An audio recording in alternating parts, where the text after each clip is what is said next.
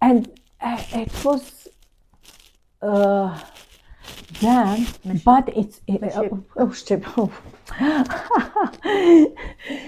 Në qytet, ende nuk e dishe që ka luft, që po bëhet luft atje, edhe ishin, ende shkojshin në për kafiqa, në për bara, edhe diskutojshin kush ka drejt, jo rrugova, jo çka po ndodh, jo, edhe, po a keni të qartë që aty është luft, aty ka me uniforma edhe tonë që po luftojnë, shtëpiat jo ka ata njerëz po mujnë me livrit, nuk shumic komplet ter informativ, nuk kanë qenë të informuar qytetet. Na e shihim realitetin krejt tjetër atje. Këtu shkojshim mramje në hanin e 2 robetëve, edhe hajshim bretkoca, për shembull. Është surreale. Edhe bishin delegacionet e huaja e aty u bëjshin neja të hanin e 2 robetëve, po që vike policia na torturojke disa herë, po u bunojshim që ashtu me taksin mramje me shku më këthy, a klej atje lufta për me njerëz, as strehim nuk kishin, as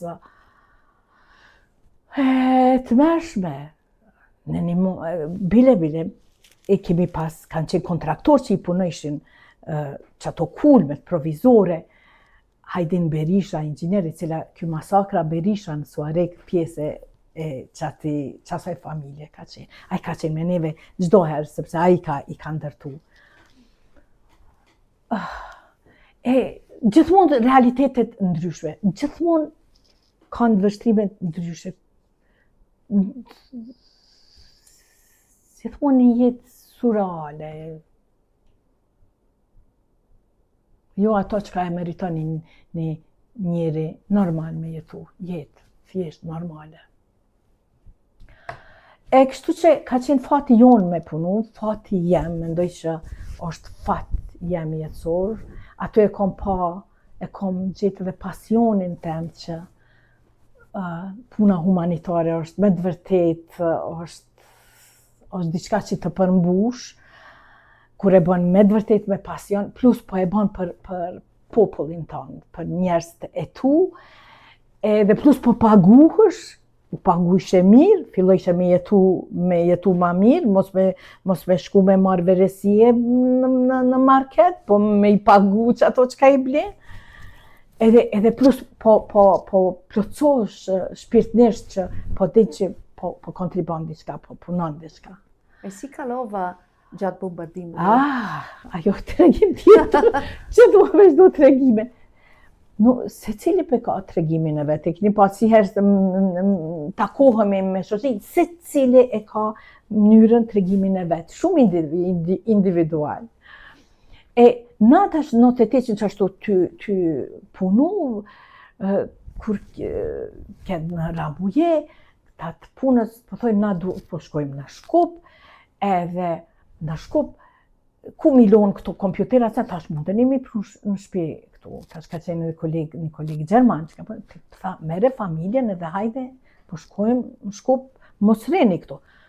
Me me të kjo, jo, ka me nënshkru, nuk e len, nuk s'kem nevoj me shku, duhet me nej, s'kem pse me shku, se veç e nënshkrun, se ka qenë një false alarm që shtu dhe ka nëndori tetori, shtu që, oke, unë insistojsha me shku, a e thë kjo, s'ka nevoj me shku, nejse, ata shkojnë krejt kolegët e mi, i marrën kompjuterat e punës tu, bile edhe një 840 marka të kontraktuze që kanë pru për tender në Fijok aty i lo, edhe kur kjo, ndoshta 2 javë përpara kanë shku, 2 javë para 24 marsit, edhe kur dikur baba i Mehmetit thotë, jo, a di çka unë po i blej biletat e autobusit për Turqi, ju masi keni shku Turqi, shkoni ju në Turqi, me 24 mars, ora 12. Edhe na prej shtëpisë veç e marrim një torp vogël, sepse është Bajram, Mehmeti tha është Bajram, u bin, e ndoshta unë muj me shku me punu në Ulludan në qendër skijimit, muj me punu portrete, edhe okej, në një torp vogël, do të thonë që ishim të veshur edhe pak sende me vete. Edhe hypim në autobus, kur hypim në autobus, autobusi shkon Kanishi, na kthejnë, thonë jo s'mundeni me shku Knej. Kjo ishte dita e 24 marsit. Na qojnë ka Macedonia, edhe dikur në ka ora 7:30, 7, na mrim kufi atje, kur ty pritën kufi në radio të autobusit, bombardovana nasha zemlja. Dragi slušaoci, javljamo vas danas od zlikovac, NATO zlikovaca bombardovana naša zemlja. Që do të thot nga bishat e NATO-s u bombardu shteti jon, vendi jon. E na në kufi ishim aty, në kufi.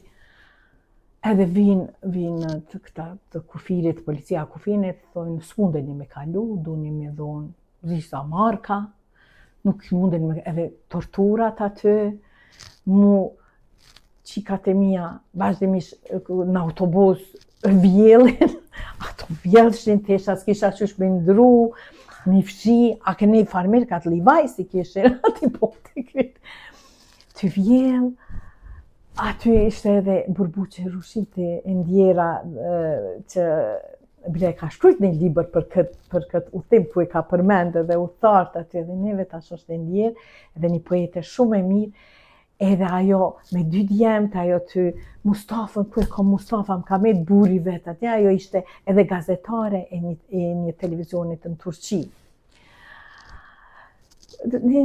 Po kur kush nuk jep ke pare, na I kishim 700 marka me veti. Qaq, edhe 2 qika edhe një torbë. Edhe pata marr arin e nanës teme që e kom pase me veti. Po fotografit jo, fatkeqësisht. Pse ara? Una, pse arin? S'po di pse. Veç arin e kom marr, fotografit jo, kurrë tjetër dhe pak tesha, kurrë tjetër.